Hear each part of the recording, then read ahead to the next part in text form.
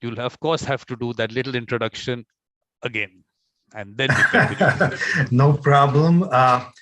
I just want to start with thanking you, Vikram, for inviting me and also allowing the opportunity to say a few words. And so let me repeat my introduction. Once again, everybody can see my name is Milan Slama. I'm originally from Slovakia, former Czechoslovakia, but I'm living in the United States, probably 36, 37 years. I am a mediator probably for about 16 plus years, and I studied philosophy here in the United States. I switched my career, and I will say a little bit about it. But I think that might be all what I wanted to say, other than I am in Los Angeles, and it's about 7:15 in the morning. So all is good, and I will start with my presentation saying what I will try to achieve today and how will the presentation be structured. There will be two parts or two sections. The first one is about my personal journey. How did I get into philosophy, and how did I get into mediation? And the second portion will be about my own conception of mediation, which might be slightly different than some other ways of looking at the mediation practice as we know it. And it is kind of aligned with the book which I'm currently working on. And it is a work in progress, but hopefully one day it will be finished. Getting there. So that's would be pretty much the structure of this presentation. And I want to start with the story. So a couple of months ago, I was invited to the presentation in front of a couple of mediators on the article, which is the conversation with those who don't want to be vaccinated. And I published this thing in media.com for those who would be interested, but that's not the most important thing. What is important is that as I am doing this presentation, suddenly somebody raises the hand and he asks me the question, "Are you a philosopher?" And I answered very quickly, "Absolutely not." And I said, "I'm a practitioner." So this is going to be very much about how the reflection and thinking on one hand and the practice on the other hand come together. Now, this is not going to be about name dropping or philosophizing, what I will be doing here. Nevertheless, I want to pay tribute, or I want to show my gratitude to some thinkers who inspired me, who I believe are quite important to mention because majority of these ideas which I mentioned will definitely must be referenced and point to the fact that there were some other people who were originators of these ideas. So let me start with my journey, how it all started and how did I get into philosophy.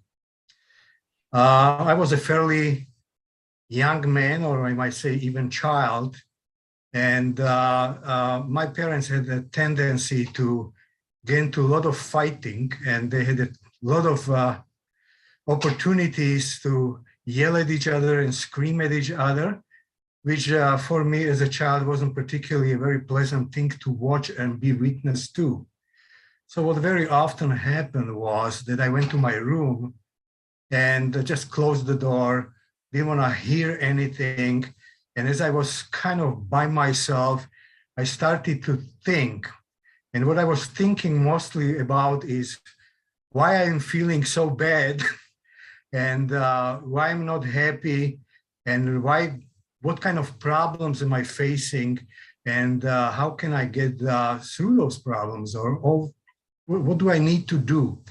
And because I was pretty much sitting in the room by myself, I was literally thinking about my problems, and I believe that as I'm thinking, that through thinking, I can kind of overcome those problems. And yet, it didn't work very well, but that all came a little later. So what I want to mention in the very beginning, how thinking and living come together, is that we start with the fact that we have the problem. And then we think that we can think about the problem, and just by the nature of thinking, we can solve it. That would be essentially the form of remedy, or kind of a therapeutic approach, or self-help, whichever we want to really look at it. Now, this is not completely unusual, because in the beginning of the psychoanalytical movement, both Freud and Jung used self-analysis as kind of a methodology and tool. And also my favorite, or one of the most important philosophers in my life, Ludwig Wittgenstein, has a concept of philosophy as therapy. Thinking definitely is the one way how to approach the problems. But what I believe is more important is living through problems and being able to overcome them. So thinking is very important. Reflection, self-reflection is very important. Nevertheless, unless we live through problems, our personal problems, and are able to overcome them, we do not probably are going to succeed just by using reflection or thought. So I'm going to kind of move forward. And in the beginning of my 40s, I suddenly arrived to the point of my life when major crisis occurred. I was going through my divorce, and I really was not sure where my life is going to be. It was a very important moment because I was not completely sure how to take care of the family. It was probably one of the crucial crises in my life. And that was the time when this whole issue of thinking about problems or trying to working on problems was compounded by working through problems. So once again, there is a distinction between working on problems, which obviously mediators are quite familiar with. And then, of course, what does it mean to work through problems? So it became quite clear to me that experiencing and practicing come together as something what is absolutely indispensable for problem solving if we want to really understand the problem well. Now, after I was kind of moving forward, what happened was that I became quite skeptical, almost resentful of philosophy. Because at the time when I started to read it, and started to really be dedicated to it, probably when I was about 15, 16 years old, I continued throughout all my life. As I mentioned, I studied philosophy here in the United States next to my job at the time, which was computer programming, and pondering the possibility if I should or should not go to the academic career. But I later realized that I just don't want to sit at home and thinking about something for me extremely important is to experience and practice things. And so, because philosophy at the time of this crisis in my mind failed me, I abandoned it for a while. And I started to think, what kind of place this discipline, which I spent so much time on, plays in my life. And so it took me a little time till I was able to figure that out. And how it happened was that I discovered mediation.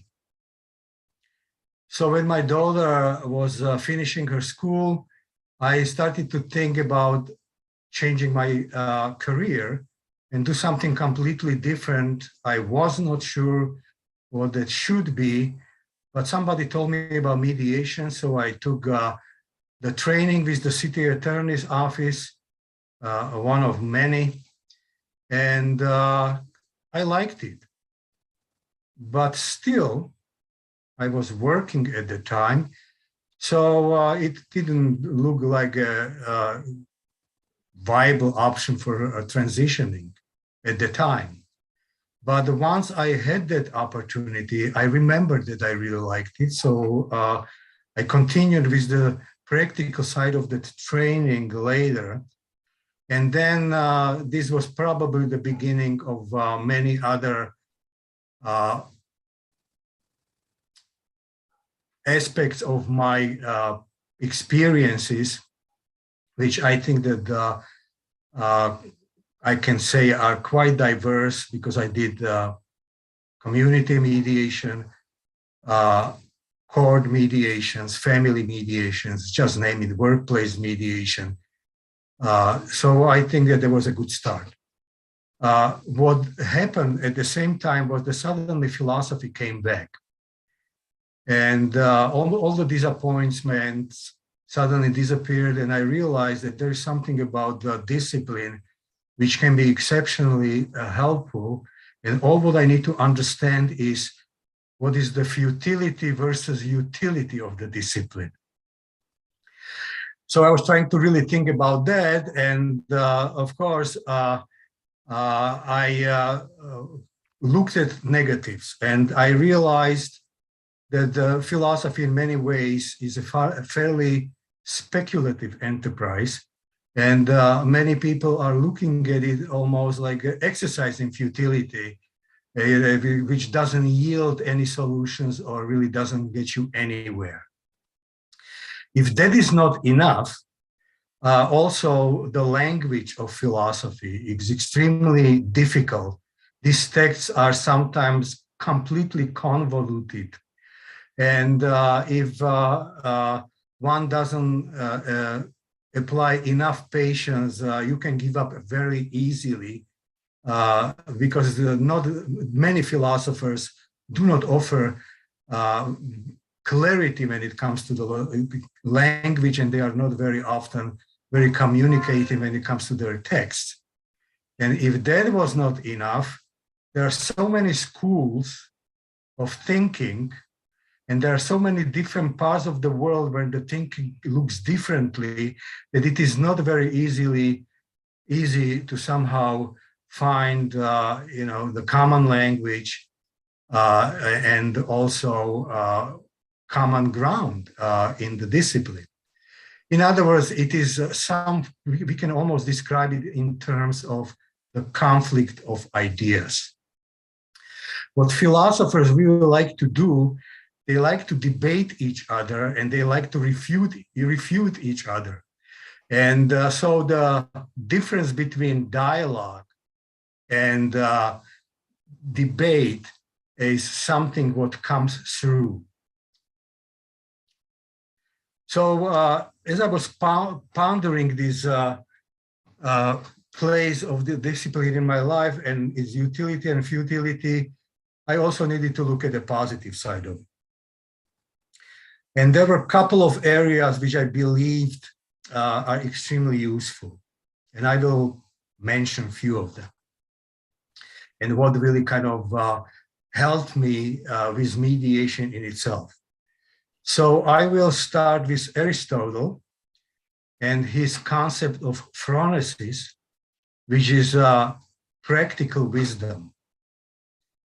And it is really that kind of thinking which is aligned with thinking about life itself. So it kind of brings us to what I would almost call living philosophy rather than thinking philosophy. The next to phronesis and practical wisdom, I got also very interested in American pragmatism. So I will mention a few names, William James Pierce, Dewey, and George Herbert Mead especially, I'm quite interested in. Pragmatics philosophy is very much dedicated to concept of working through on problems and problem solving in itself, which is profoundly close to my heart. That's for me what the mediation as a practice is all about, trying to help people through practicing mediation. So that was the first kind of inspiration which was always coming from philosophy. Second was what I would call the moral attunement. Philosophy is probably the only discipline which dedicates itself to the concept of morality of ethics and ethics. Religion or philosophy of religion, of course, is closely connected to it, but there is no science which ponders the issues of morality. It is really philosophy which kind of in that sense separates itself from scientific pursuits. For me, this is very important because I am quite interested in something what's called the moral attunement. And also, once again, I'm going to mention Aristotle. He was the initiator of something what's called virtue ethics. Now, the concept of virtues we can find all around the world. In China, we know that Confucius or Mencius were another proponents of virtue ethics, which is slightly different than Aristotelian. Nevertheless, it's important to see that the concept of virtue can be found everywhere and anywhere.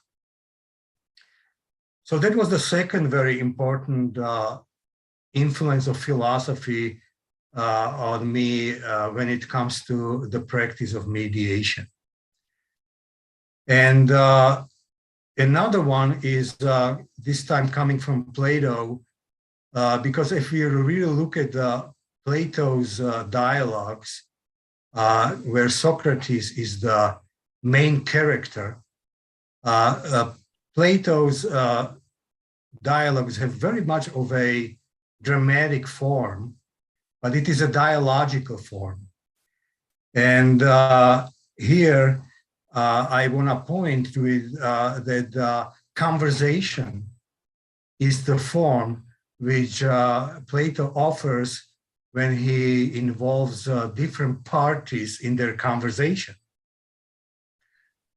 So that was another very important influence, and maybe I say a little more about this. I mentioned that when philosophers are going at it, and they try to propose certain kind of arguments, and they try to find some counter arguments.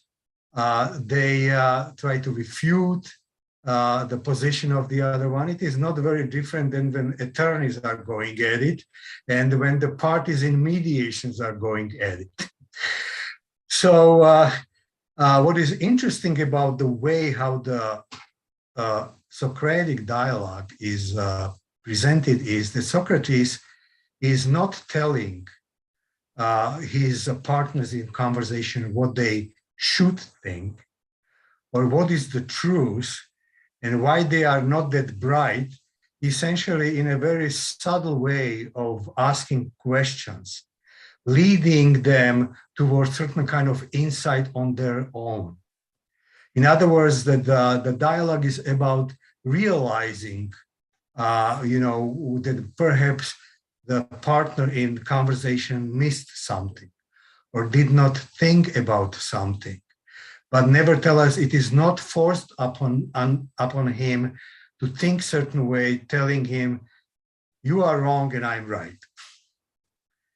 It is up to the listener or the partner in conversation who needs to come to the truth by him or herself. And that's something what, by the way, we mediators use quite often when we are helping or participating as third parties. So I am using this approach in that article which I mentioned. Once again, how to have a conversation with those who don't want to be vaccinated, and hoping, that I can offer something to them. Now, there is something interesting which is happening for the last 30 plus years, mostly in Europe and also in the US, and it's called philosophical counseling. So philosophical counseling is another practice which in a way does what just right now I described. There is a conversation between client and between the counselor, but there really are more partners than the one is telling the other what to do once again or how to think. They are exchanging the ideas and they are literally enriching mutually their own lives. And from that standpoint, I think that the Socratic dialogue is extremely useful, and it is pretty intriguing that so many centuries ago, something so profound was presented by the thinker Plato, which we still can utilize today. Now, the third inspiration when it comes to philosophy and mediation comes from the concept of justice. And we know that both Plato and Aristotle were essentially, in many ways, originators of the political philosophy or even political science. And the concept of justice was in the center of all of it. Now, of course, there are many, many important contributors to the concept of justice. We know that justice is something what the concept of law and rights deals with. And we know that a legal community is deeply involved, for the better or worse, in mediation. Nevertheless, they all are part of the system of justice. And there is almost unavoidable to think about it when it comes to mediation altogether. More contemporary thinker, American philosopher John Rawls, looks at the justice through the eyes of fairness, or his conception is called the justice as fairness. Why I want to really bring this up is that every time we go to mediation, one of the first things we're going to hear is parties are going to tell us, I was not treated fairly, or I was not judged fairly. And then at the end, when we are dealing with agreements, we ask the question, is this agreement fair or unfair to the parties? So fairness as justice is always part of every mediation, regardless. So these were these four kind of elements of philosophy, which I believe are absolutely essential if we want to do mediation correctly or right way. Now, the last thing next to that is the applicability of philosophy to mediation. And I like to use the term applied philosophy here. Instead of saying what it is right now in greater detail, I want to just mention a couple of books which might be helpful here. There is an author, American author, whose name is Martin Benjamin, and his book is called Splitting the Difference, Compromise and Integrity in Ethics and Politics. And as we know, compromise is one of the, I would say, essential concepts when it comes to mediation. Why is that? Because there is always a tension between compromising ourselves, our moral principles, and then reaching toward the others and finding the compromise with others. And those always are, to some extent, in tension. Should I take a stand and adhere to my principles, or should I reach to others and find the compromise? So once again, it is the compromising oneself versus finding the compromise with others. This book, by the way, addresses it exceptionally well. And as we can see, it states in its title, in ethics and politics. The second book, which I want to mention, is also from American philosopher Cicely Bach, and her book is called Lying, Choices in Private and Public Life. And this is another very important topic when it comes to mediation, because as we know, the first thing which each party is going to tell us about their opponent or adversary is that they are liars. And they are going to tell us, how you cannot trust them, and they are not sincere, and they are not trustworthy, and they are just a bunch of liars. And that goes both ways, as we know. So it is very important to kind of think about lying in many different ways and in many different areas of life, and how to apply it to mediation, how it can be utilized for the purpose of mediation. So those will be good examples of how to use so-called applied philosophy, and I will bring another book of Cicely Bach a little later, which is another great work about applied philosophy. But now I want to go and continue with my personal journey. So I asked the question, what is the purpose of mediation? And I believe that there are two ways how to ask that question. First one is, what is my personal purpose? Why am I doing this? And that's the question which probably every mediator needs to ask. And then the second question is, what is the purpose of the mediation practice in general?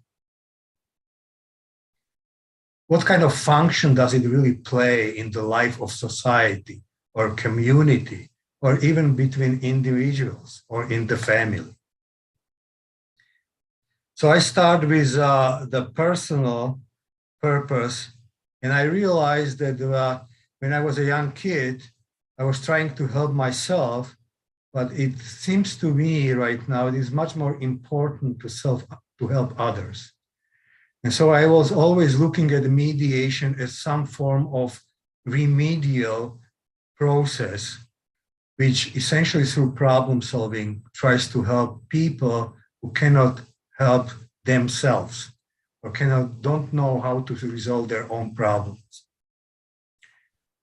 The second one, I came with the phrase, and I came to the kind of conclusion that what mediation does, for example, in comparison with other helping or healing disciplines, is it remedies the maladies of coexistence. In other words, in very simple words, the question is, how do we get along in this extremely diverse world, which is in one way, we are getting much closer to each other using variety of technological tools. And on the other hand, once we are able to meet people who do not look like us, do not think like us, do not act like us.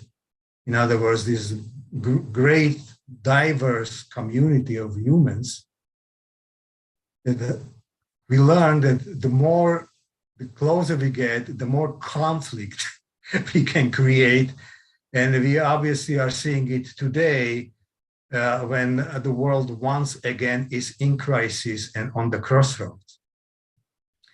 So I will go a little bit back to philosophy again, and I will point to the school of thought, or the movement almost, which occurred between First and Second World War II in Europe, and then it continued after, which was the school of existentialism. Again, I will use or mention a couple of names because these people deserve to be mentioned. And here are the names. I'm sure that many of you are familiar with Jean-Paul Sartre, Albert Camus, on French side of the things. In Germany, there was Martin Heidegger, Karl Jaspers. And what is really interesting about existentialism, oh, I forgot, of course, Simone de Beauvoir. What is interesting about existentialism, that it was not only a philosophical kind of trend, but also it found its place in religious thinking. And I'm also once again going to use some names such as Kierkegaard, Gabriel Marcel, and then Paul Tillich.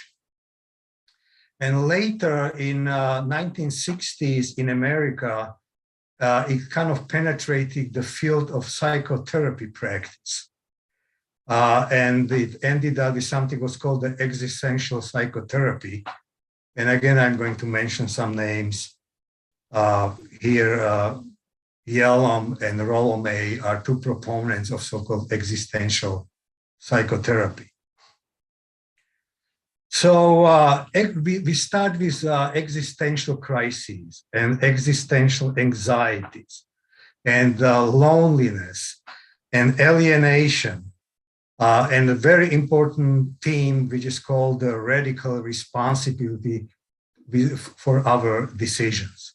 Those are the main themes of existentialism as they kind of occurred during this period of time in the work of these very important thinkers.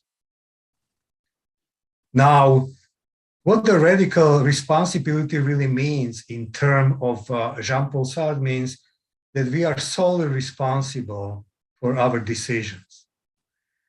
And he paints it in almost kind of a negative way, because he said, in that sense, our choices are connected to the concept of freedom, making the free choices. And yet we are in certain way condemned to freedom because we are the only ones who can make those decisions, and nobody can help us. And condemnation really means, that sometimes these decisions are extremely difficult. And not always our decisions lead to the good outcomes. So that was pretty much in a nutshell what existentially was giving us at the time of the crisis, which occurred in the first portion of the 20th century. And I started to think about existence and coexistence.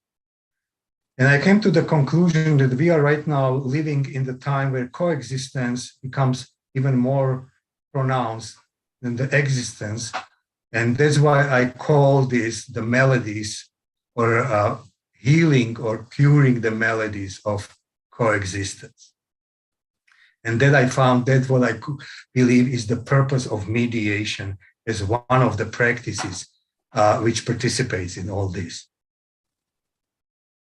So finally, I want to finish this portion about my journey, about the conflict in my life, but mostly how I look at the conflict which is in the center of everything what we do. After all, we call this a conflict resolution, if I remember well. And I will say this: conflict is a social event. It always happens among people, sometimes among groups, sometimes among between nations. Bottom line is, it is a social event. Now, here are the classifications which we already know about. We like to distinguish between internal and external conflicts. If we cannot do the decision, we decide easily. We are conflicted about certain things. We call that internal conflict. Here are some other words for it: split loyalties, multiple choices, moral dilemmas, love-hate relationships, or ambivalence. So those will be other words for internal conflicts. A good example of the external conflict is a war. So that would be one way how to classify them. Then we, of course, heard about the conflicts of values and conflict of resources and conflict of power.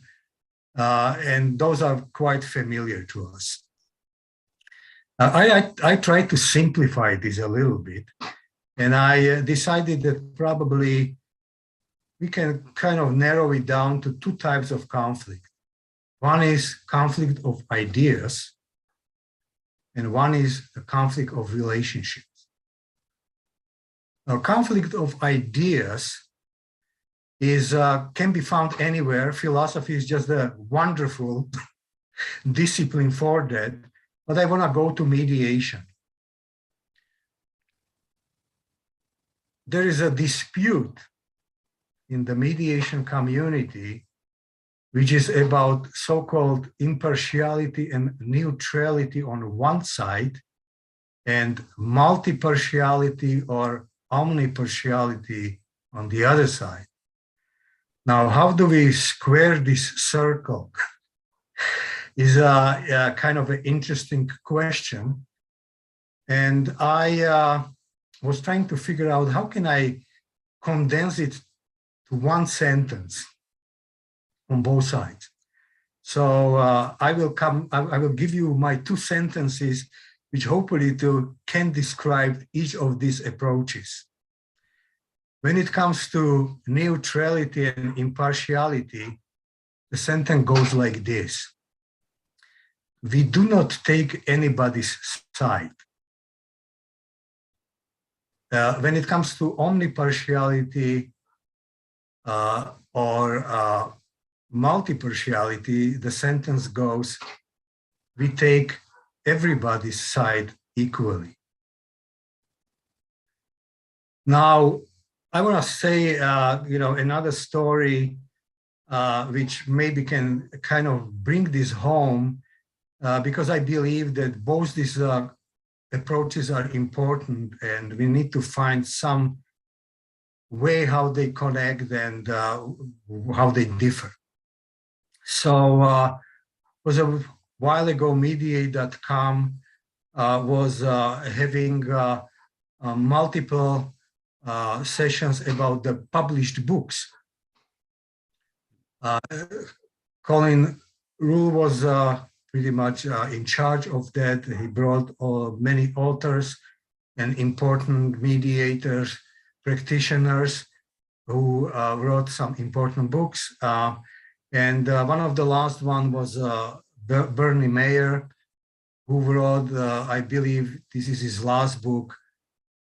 And the title of the book is called Neutrality Trap. So Bernie, with his co-author, Ms. Guzman, was doing the presentation, and he is offering this concept of neutrality as essentially some kind of illusory term. It is a trap we are all falling into. Why he believes so? Because he believes that we simply cannot get rid of our prejudices, our biases, whatever we do. Regardless if we want to or not, sure, we want to be neutral, we want to be impartial, but it is mostly the attitude which we are kind of applying here. But so many of these biases and so many of these prejudices are in us throughout our lives. It's very difficult to get rid of them. And as much as we would like to reflect on them, it is actually a precarious task. So once again, he believes that impartiality and neutrality is a trap of some kind. So I gave the hypothetical during the conversation, and I said, well, let's just think about the situation like this. I'm a mediator, and as we go along, one of the parties accuses me of being partial or favoring the other side. What they really are telling me that I am not impartial or neutral at all, but that I am favoring one of the sides. And I was literally accused of that. So I said, imagine that my answer to that would be, well, don't worry about it. Neutrality is just a trap. It is an illusion. I don't know if that would really work very well during the mediation. I think I would be probably disqualified in a second. So as much as we really need to acknowledge both sides of this discussion, we really need to acknowledge their importance on both sides. And that's how am I going to finish the first portion. Now I will be talking a little bit about my own conception. And as I said, it might be slightly different than what perhaps many of you heard. I hope I'm right on that. The book which I'm right now working on is called Mediation as a Game of a Conversational Practice. Now there are three important terms. One is gameplay, one is conversation, and one is practice. And the book is structured exactly in that kind of way. It dedicates three different sections to these three important concepts. Now, I want to go back to something what we all are familiar with and say something about those approaches to mediation which are very important and are embraced by the community of mediation. And as far as I know, there are 3 or 4 of them.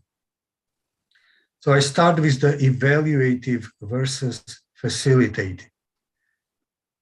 We know that especially attorneys have or judges have a tendency to be more evaluative, and they're gonna tell the parties what kind of solutions are here and which one they should take. So they are more directly involved or engaged in mediation. Facilitative, on the other hand, is the one where mediator kind of steps back and let the parties work the problems on on their own. Facilitative really means that the mediator mostly is a facilitator, and he's in a way a traffic cop. He regulates and coordinates the whole process, but when it comes to substance, the parties are in charge. And that's a major difference. And the key word here is the word engagement. As I mentioned, in evaluative terms, it is a direct involvement or more direct involvement. In facilitative, it is much less involvement applied by mediators. So that's once again, I'm going to repeat the word engagement, which is important when it comes to these two types of approaches. The second one is transformative. And it is about transformation, or let's just call it a change. The second important keyword when it comes to the approach to mediation is really change or transformation. Now, what is getting transformed and what is getting changed? because this is very much relationship oriented. First, it is the change about every participant and individual when it comes to their self-improvement, self-discovery, changing for the matter, maturation, perfecting oneself, whichever we want to call it, okay? The second transformation is about change of their relationship between parties on the both sides. Once again, it is about how we can make this relationship better. And the third one is sometimes mediators see themselves as the agents of the positive change. And they do not only look at it from the standpoint of the mediation between two parties or two groups, but they really believe they are agents of the positive change on a global scale in the world. That the mediation essentially is a good thing. So here, once again, this is the third level, and we can really talk about the positive change. So the key word in comparison to the first one, which was engagement, is change. The third type of mediation is a narrative one, or maybe fourth, sorry. Narrative mediation, we heard, is about storytelling. When the both parties are going to tell us their life stories, they're gonna focus on certain things and avoid talking about some other things. What is interesting about the stories that typically the stories which mediators tell us about how miserable that other person on the other side is and what everything they did to them. It is a conflict stories which has a couple of characteristics. Number one, it has timeline. Number two, it has a storyline. And number three, it has a plot. Now, again, I'm going to say that philosophy was a little bit ahead of narrative approach. There is a French philosopher who I genuinely like a lot, whose name is Paul Ricoeur.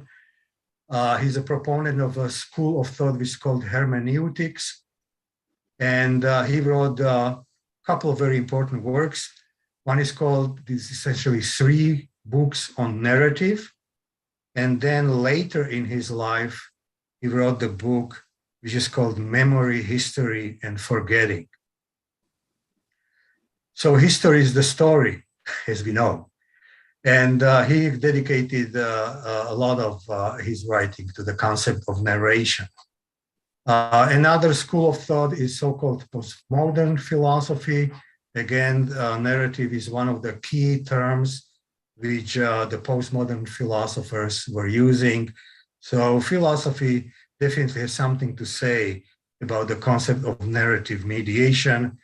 The bottom line is both sides have their own stories, and what the mediator is trying to do is to come up with one story where the stories can somehow meet. And while before they were kind of running parallel, now we are trying to join them together. And here, the word which I want to characterize this approach is method. So the first one was engagement, the second one was change, and the third one was method.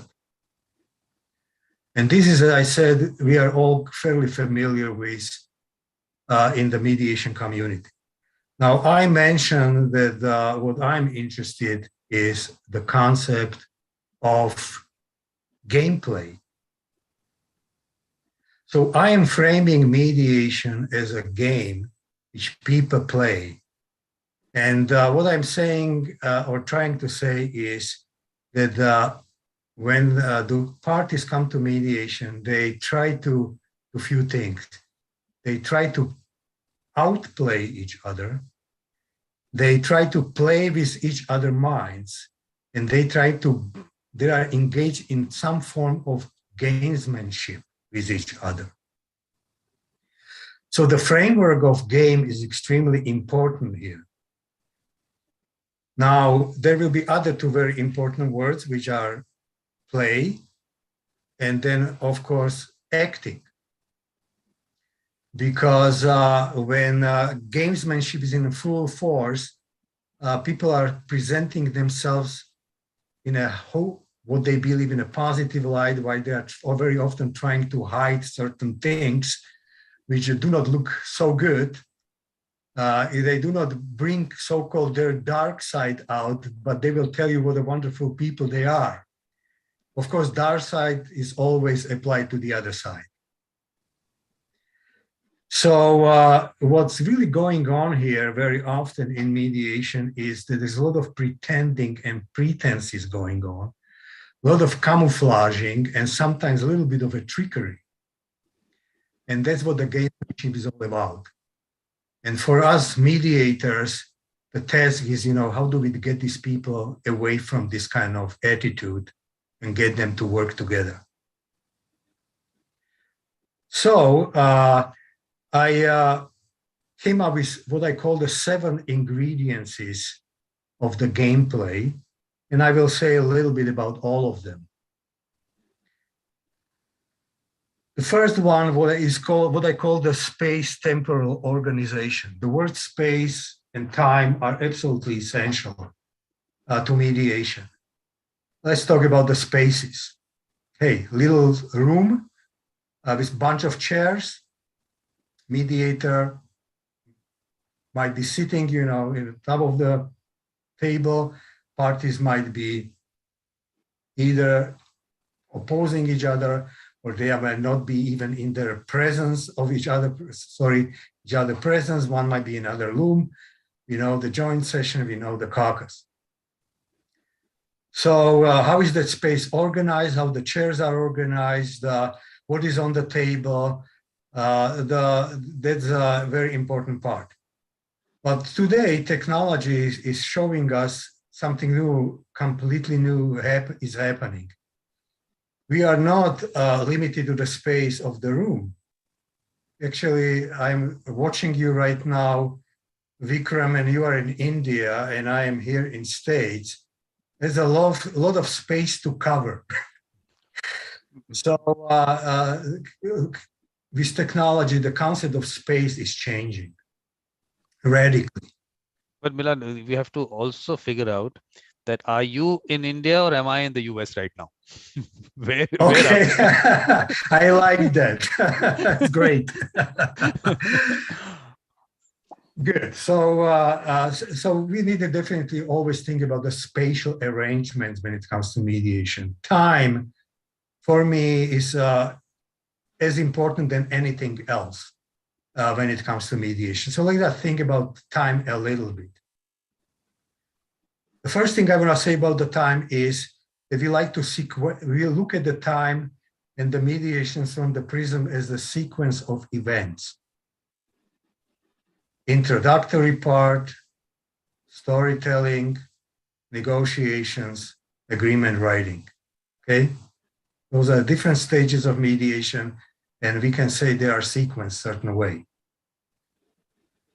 The second way how to look at time is its strategic use. There is a right time to say something, and there is a wrong time to say something. There is a right time to make a move, and there is a wrong time to make certain move. So there's a whole different qualification of time.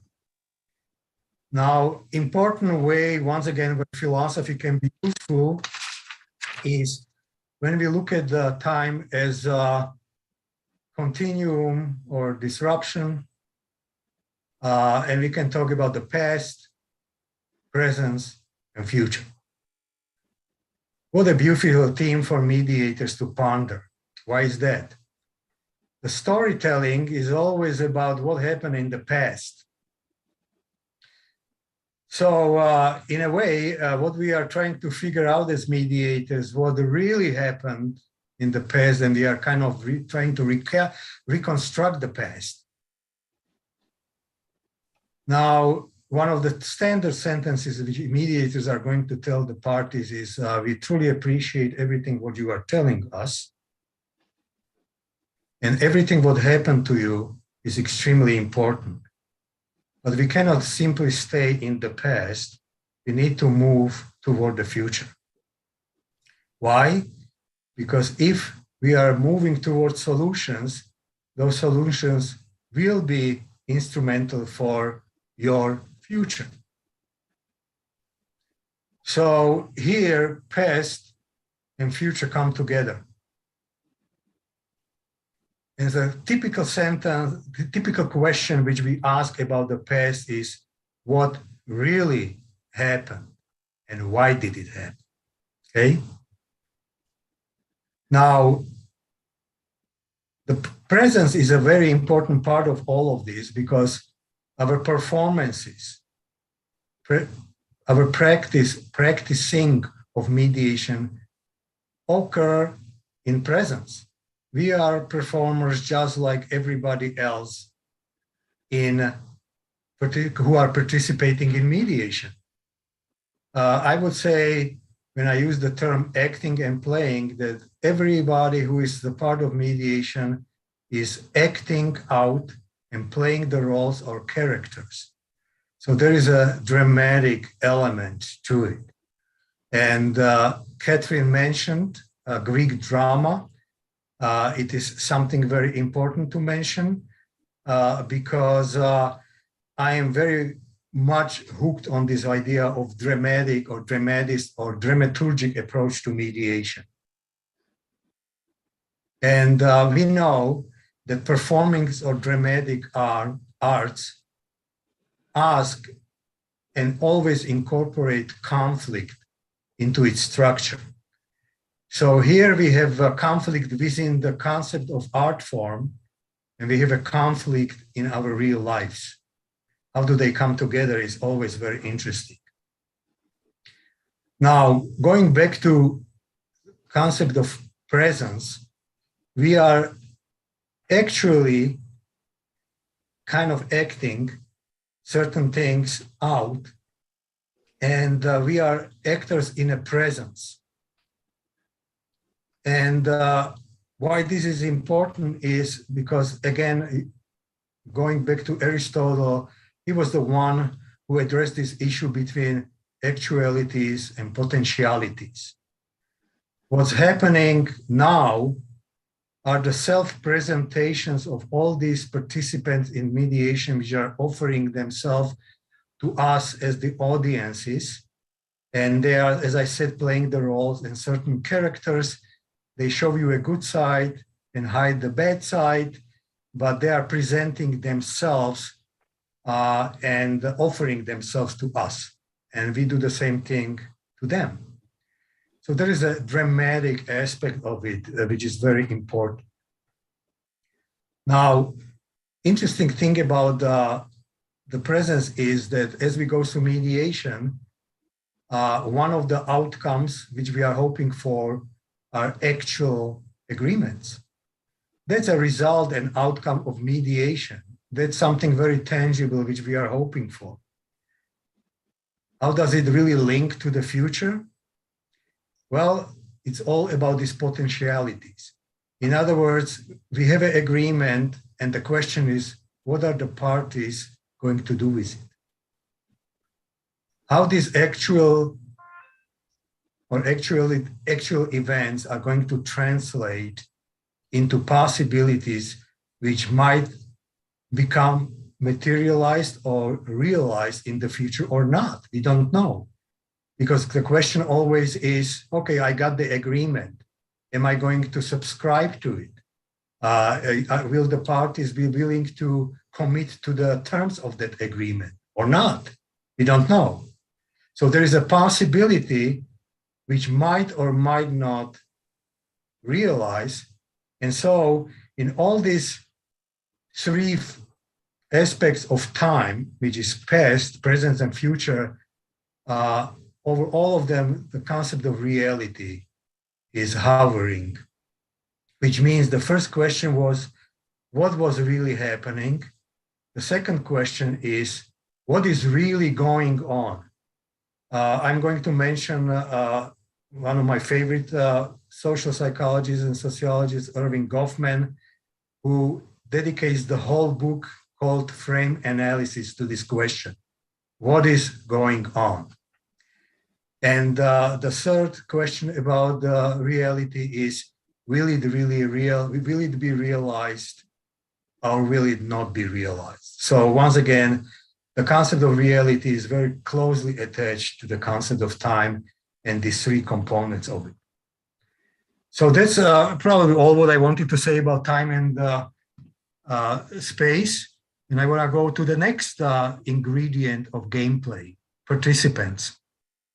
Every individual who is participating is, somebody who lived their own lives. They tell their own stories. And at the end, they might be the characters in the play. And what we really are paying attention when we are thinking about the participants are their identities and their roles and characters they are playing. I think that for right now should be just enough. Important thing is, of course, they are relating to each other certain ways. So relationship between these individuals is absolutely essential. Let's mention that it can be a friendly relationship or it can be extremely acrimonious. And most of the time when we mediate, we see parties as adversaries, enemies, competitors, or something of that nature. Now, the third element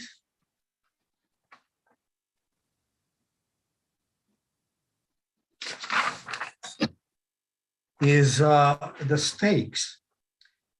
And the question always is, what are the stakes for each and every participant? What kind of price they want to pay and what kind of payoff they want to get? So there are many different kinds of stakes. And all what I'm going to say is that each and every participant is a stakeholder.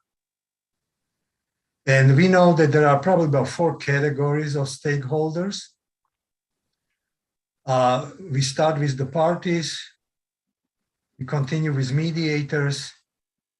We can think about the representatives of the parties like attorneys or HR directors.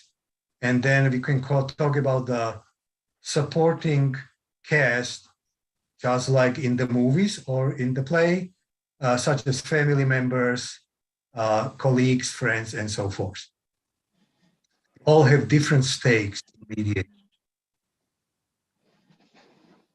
Now, let's go to the ingredient number 4. That one is, I call them components, which actually belong to almost every game. There are different types of games. Very often competitive games include moves and rules. Let's once again tie it to mediation. In mediation, ground rules or rules of engagement are absolutely necessary. Now, people have either the tendency to follow the rules or they have a tendency to violate them. And it is up to the mediator to make sure that he or she can control the process by either explicitly or implicitly invoke the rules. Sometimes in the beginning, sometimes in the middle of mediation. Let's mention one: do not interrupt. So those will be the rules. And of course, moves are part of almost every game. We all are anticipating what might be the move on the other side. We need to be prepared for it. We need to respond with our own moves. And there are the moves which we start with, like during negotiations, when the question is who is going to start negotiations and makes the first offer. And then the other side is going to respond with a counter offer, which is a move. And so both parties are in certain ways interacting and negotiating. The fifth ingredient is very close to my heart, and I call it dramaturgy. That's why my approach is very much ingrained in. There are two important words related to it. One is staging, and the second one is framing. I mentioned the frame analysis. We all are familiar with so-called positive reframing.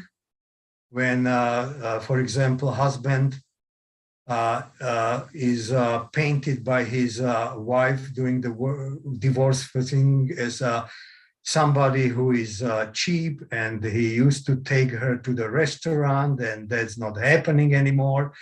And he just simply doesn't pay attention to her, doesn't treat her well. And she paints the husband in profoundly negative terms. And the mediator says, well, you know, what I heard from him was that he really so deeply concerned with the future of their children that he likes to save all the money and puts all the money toward their future and their education. And that's called the positive refrain. He's not, you know, suddenly this evil man, but he's somebody who cares for the family. Now, framing is much of a broader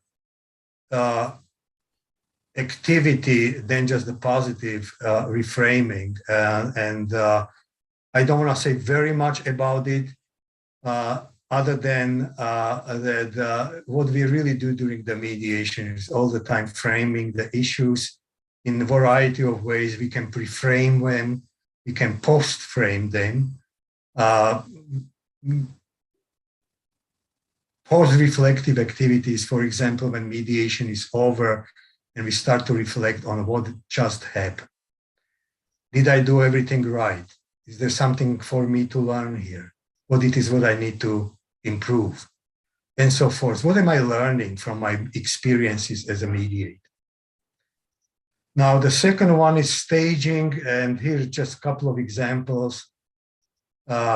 People enter the room and they like to posture, or they come up with all kind of theatrics, and they come up with you know, some stories, and they're sobbing, you know, and you really don't know, are they just playing you? Are they just pretending? Or they are really, really feeling it? So this whole idea of the authenticity and, you know, versus, you know, appearances comes into the full force. And think about, for example, the attorney who enters the room and he's just starting to posture and he's just going really full force against the mediator, showing his client how much he is going to be in charge. So posturing is a perfect way of staging the performance. My sixth important ingredient is winning, losing, and tie. Because regardless if we want to really say that mediation is about win-win, and we all mediators believe what a wonderful thing mediation is, it is really comes down to very often who is winning what and who is losing what. Compromise, after all, is that we always lose something and we always get something. More interestingly, the concept of tie, especially in competitive case, framed in terms of mediation, can be understood as an impasse, which is a very interesting concept because, as I said, mediators always like to look at the positive side of mediation, and impasse is something what is not a good outcome in our own eyes. So that's something to be said about it. And winning and losing, once again, you know, can be understood in terms of winning something, losing something, win-win and lose-lose. The seventh ingredient is probably the most important one. And that's the concept of relationship. And for me, as I mentioned, mediation is a social event, conflict is a social event, relationship is right in the middle of it. I am going to give the list of description, and I always let everybody just to decide, what is important for them and which of these description best suits them when they describe relationship. So I start with competitive versus collaborative relationships, inclusive versus exclusionary relationships when it comes to, for example, group membership, dependable, codependent, or interdependent, intimate or distant, short-term, long-term, hierarchical or emancipatory, stable or in flux, trustworthy or untrustworthy, respectful or disrespectful, considerate or inconsiderate, benevolent or judgmental, sympathetic, empathetic, or compassionate, formal or informal, indifferent, loving, hateful, ambivalent, hate, love, idealized, symbiotic, ignorant, playful, or serious. So these are a bunch of descriptions which I think is not bad to kind of entertain when we are looking at the relationship which we are involved with in our personal lives, and then of course how we look at it when it comes to the parties which are on both sides. So this is 7 ingredients of the gameplay which will be much more elaborated throughout the book, and hopefully it will yield something useful. Interesting, yeah. Now, there are a couple of other things which are important to me, and I'm going to describe it, probably about 4 other things which are kind of part of the conception I'm working on. The first one is the concept of secrecy or secrets. When I said that when parties come to mediation, they want to show you what wonderful people they are, and they're going to hide tons of things. You very often have some kind of secrets they are not very comfortable to disclose or talk about, and maybe are a little bit ashamed of. And here is number 1, again, the book which I like. I mentioned Cecil Bach. The name of the book is Secrets on the Ethics of Concealment and Revelation.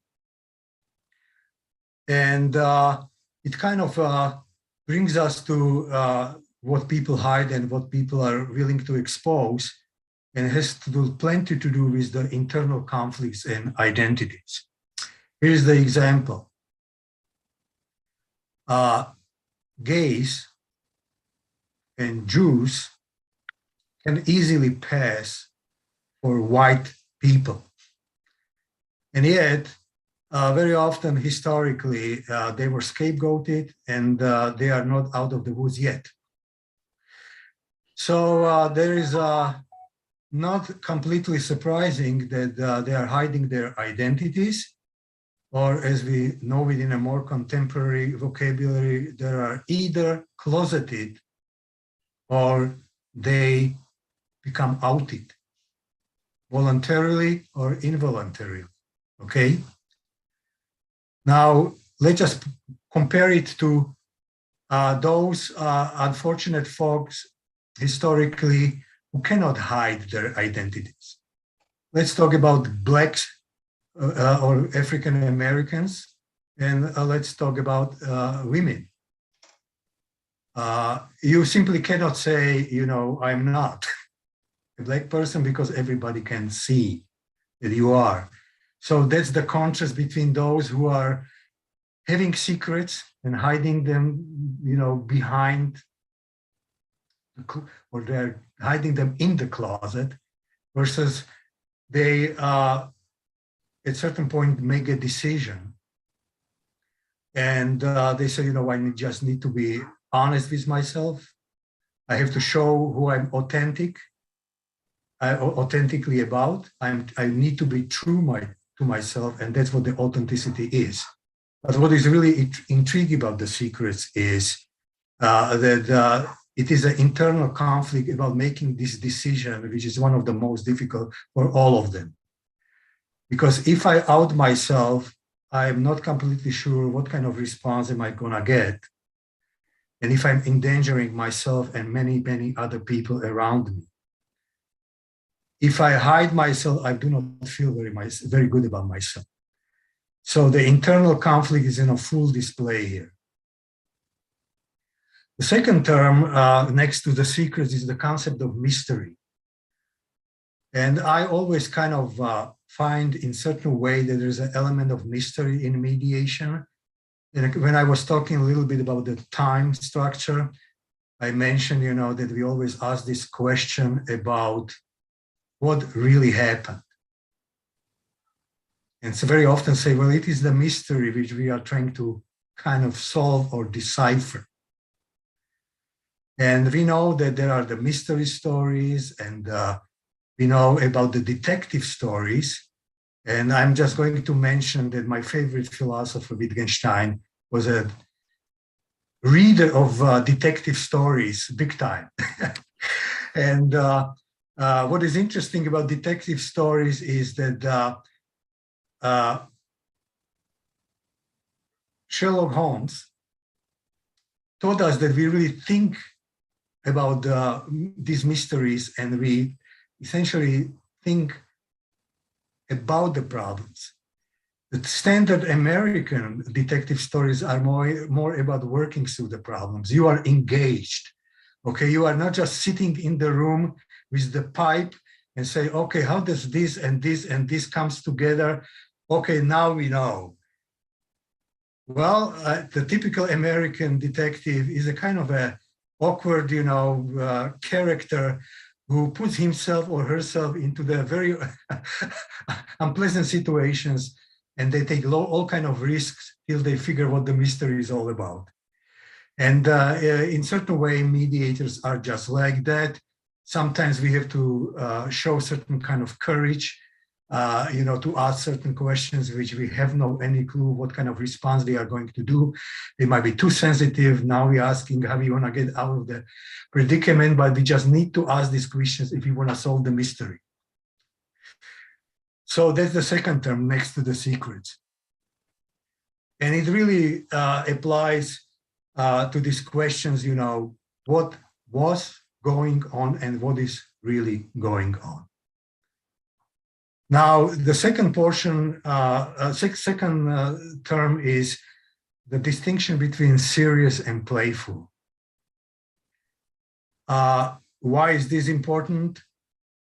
Because humor can be utilized during mediation, and playfulness is always part of the creativity and innovation. When mediators are trying to do some different things, they have to improvise. They have to be, I would say, profoundly engrossed in what they are doing. And the more engrossed they are, the more potential for creativity they can exhibit. And we know that creativity and playfulness go together. And we know that when we play the game, we are playful very often. So that's the part which we need to pay attention. And we also need to pay attention to the concept of seriousness. So here is how it typically goes during the mediation.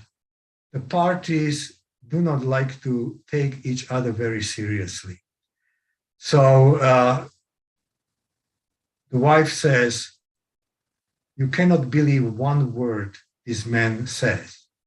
You never can take him seriously. And yet, parties absolutely want to make sure that they are taken seriously by each other, and especially by mediators. And also, mediators have to believe that they are taken seriously and the process of mediation is taken seriously. So how does that align with humor? Well, why is humor and playfulness important? I explained, or I mentioned the playfulness. I'm going to give you the example of humor, which I utilized. It is a tricky proposition, and I do not recommend it to everyone. But I will tell you about the case which I had, and it was the adoption case.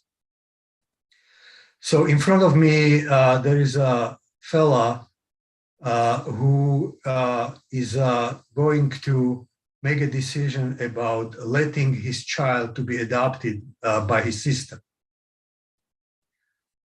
He spent 4 years in jail. And when you see him sitting next to you or across the table, immediately you notice that he is tattooed from the top to the bottom. He's well dressed, but the tattoos are everywhere on his neck, on his face. He has the name tattooed right under his eye, which is very unusual. And the name is the name of his child. So you can imagine how important that child is for him. And yet, he's going to give up his rights as a parent, and he's going to give that child, or he's going to make a decision about the future. And he has a relationship with his sister, which is not particularly good. Number one, as I said, he was 4 years in jail. Number two, they didn't talk for 2 years together. So it is a very difficult situation. So I'm sitting, across the table, and I see he's extremely nervous. He's very tense, and he's very uncomfortable. So I'm trying to break the ice. And first thing is just very typically, asking, so how was the commute? And the second question is, have you ever participated in mediation? And he says, no, I never did. And I said, don't worry, me neither. And he understood the joke. He understood that I am just kidding. And that really kind of put him into ease. And we immediately developed a rapport. Now, imagine that he would not understand the joke. Now I have to recover from all this. That might be not an easy task. So I'm saying, the humor is a kind of precarious thing, and we have to be really, really careful. So I'm coming almost to the end of the presentation. I hope that I'm still doing okay. Vikram, perfect. Okay? Yep. Everything is good? All right. So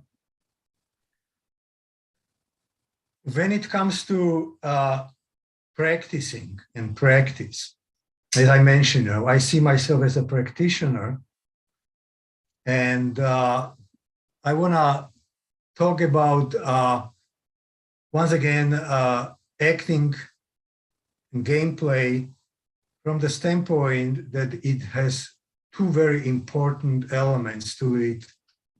One is scripting and one is spontaneity. I always talk about the spontaneity, meaning, that when we are mediating, we don't want to really spend too much time about thinking what we are thinking. We are just doing the things at the time. We are working through the problems. Parties are working through the problems. Okay, we are participating. And reflection obviously is a part of it. And I know that Michael Lang will be here in 1 week, and his reflexive practice definitely is a very important part of every mediation. And it is as much of a reflection as it is practice, which is happening in actual time, in real time.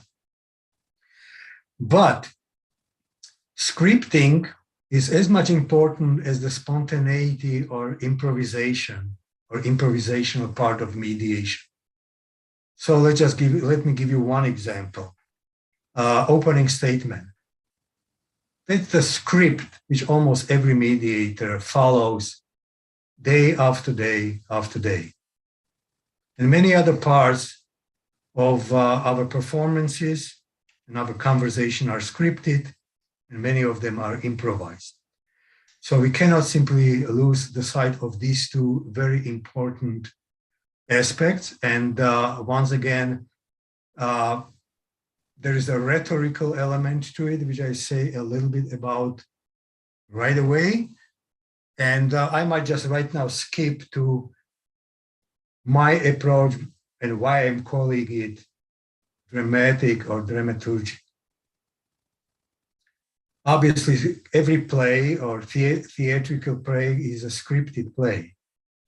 In the sense, if mediation is a real life, now we really need to ask the question, which I'm going to kind of condense to the title of the book, which I genuinely like. Sorry, this is an essay by the cultural anthropologist, whose name is Victor Turner, and the title is Acting in Everyday Life and Everyday Life in Acting. In other words, there is a very close connection between theater and life. And the question is, does art imitate the life, or the life imitates the art? And I will let everybody to think about it for now. And also, going back to Greek theater, we know that there are a lot of plays which are tragedies, and a lot of plays which are comedies. So we talk about the humor and seriousness, here we go. Once again, the concept of theater or performing arts, film, including film, always incorporates both elements, comedy and tragedy. Now, I mentioned that three words are important: game, play, and acting. We play the roles and we play the characters and we are engaged in gameplay. And we play these roles and acting them, but we also need to see the distinction between so-called acting out and just acting. Have we ever thought about that we do not use the concept of acting in? We are mostly talking about acting out. So what we are acting out? We are acting out our hidden wishes, our desires, our emotions. For example, if there is a tendency toward violence, and here, I might mention that there's something very interesting about humanity and about so-called dark side and bright side of humanity. We very often hear that humans are animals. They're violent, they're brutal, they're cruel, and really there's nothing uplifting about humanity. There is wars, there are conflicts, which are, most of them are very often resolved through violence, and we paint a fairly negative picture of humans. And yet, here we are mediators and trying to look at the positive side of the things. We use this practice to get away from all that. And we want to point to the positive side, positive change, and we want to say, that the humans are not animals only, but there's something profoundly uplifting about humanity. They can be empathetic, sympathetic, compassionate. And so the question is, when we are appealing to the good angels, are we neglecting the dark side, or do we need to really kind of put it all together and say, well, we need to look at the humans not just as animals or as angels, but in a kind of holistic way. We look at the good side and the bad side, and we take it as it is. So That being said, going back to this whole idea of acting out, sometimes people are acting out, their dark side, and sometimes they are acting out their bright side, I would put it out. And it really comes out to the fact that they're playing the game, hopefully sometimes in a very highly creative manner and positive fashion, sometimes quite the opposite. They are definitely acting the roles and characters, and in the same way, they are the playwrights of their own lives and the lives of the others. So at the end, we are all in it together, and hopefully what we mediators do is going to do something good, and let's stay hopeful. Absolutely. Thank you very much, Milan. That was wonderful. Well, you said about Bernie Mayor's book.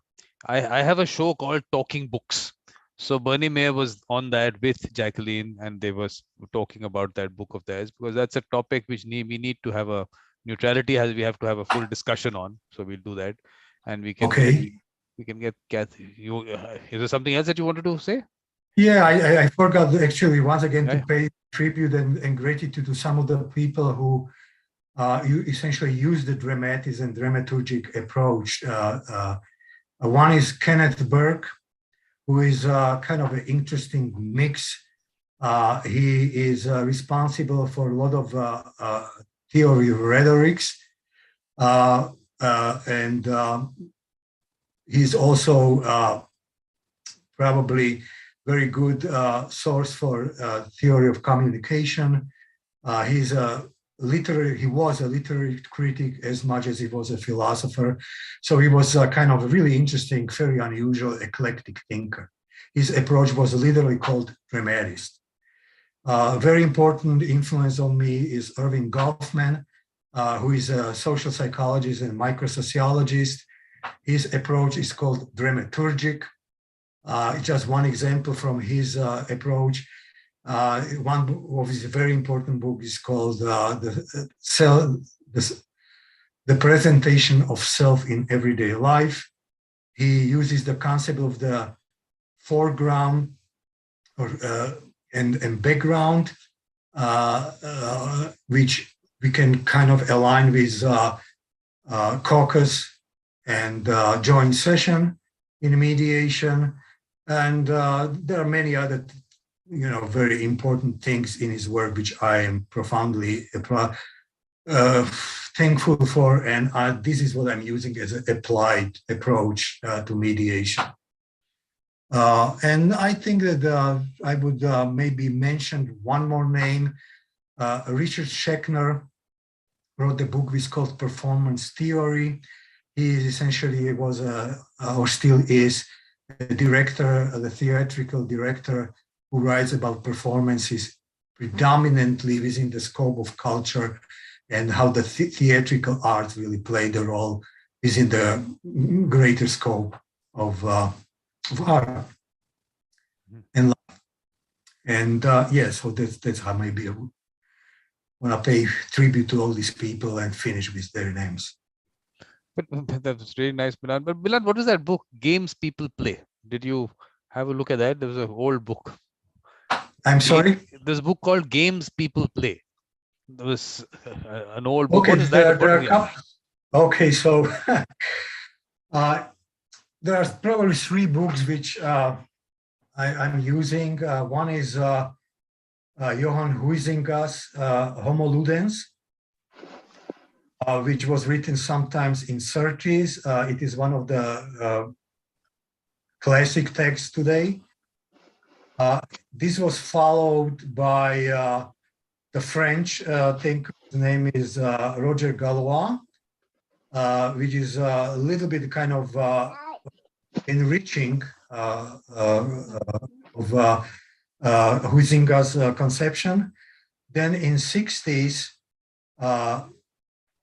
Eric Berne, the psychologist who came up with so-called transactional psychotherapy, wrote the book, The Games People Play. And that one has another way how to look at the games and relationships from the kind of the psychotherapeutic and negotiation standpoint. And Goffman has the concept of strategic interaction, where, of course, the game is a very important part of it too. While he doesn't explicitly calls it a game, he definitely dedicates a lot of his work to gamesmanship. Well, let's get Then, Catherine of in course, also. Yeah. Go ahead. No, please, you were saying something. Yeah, and perhaps another things that I'm very much interested in this whole issue of pretenses and authenticity that mostly is coming from philosophical angle. There are a lot of people who wrote on authenticity. The one which I like is Charles Taylor, who is kind of a in some way has a religious background, and is one of the more interesting contemporary thinkers, Canadian philosopher, who writes about the concept of the self and authentic self is specific. Because this whole authentic self by itself is a whole discussion. But there was another whole discussion. Exactly. There was a symposium on heart, soul, spirituality, and mediation that I did in April. And authentic self came up a lot in that, but I felt that that was an area we need to have a specific, separate discussion on. But yeah, but let's get Catherine in. Catherine, is there anything that you wanted to point out? But let me also say there was a comment on the chat which someone had put saying, "Thank you, dear Milan, for sharing your thoughts, knowledge, and experience. I look forward to go deeper through your book. What is the title again? Please tell us again." The title is Mediation as a Game of a Conversational Practice. Perfect. And focus is, as I said, on three things: game, practice, and conversation. Perfect. This was Mandi Malaveti. Catherine, this person has also, Mandi, I don't know whether you know her or not. She's also put a comment on your thing saying, "Dear Parvati, thank you so much for this symposium. Honors Greek mediation and Greek philosophy. Hope soon for a live symposium." So I don't know whether you know Mandi Malaveti. Yep. So Catherine, you want to come in? Parvati, you want to? Was there something you wanted to also? You were continuing and I had to stop you there because Milan's time, we had taken up Milan's time. You want to unmute yourself and come in? You have to unmute yourself. Shall I continue? Yes, please. We have. Thank you. Vikram, I think that there has been a misunderstanding because the previous time I was allowed 1 hour and a half. This time, yeah. And I have prepared. I have been writing for 10 days to prepare my today's presentation. And okay, I'm a little bit. We can always, if you want, we can actually do it as we can put it out as a separate slot. We can stop this and start that again. You want to do that? And have it a separate section, part 2. Catherine, part 2. The earlier one can be part 1. This can be part 2. So I can put it separately if you want. No. We can do it separately. No, really, no.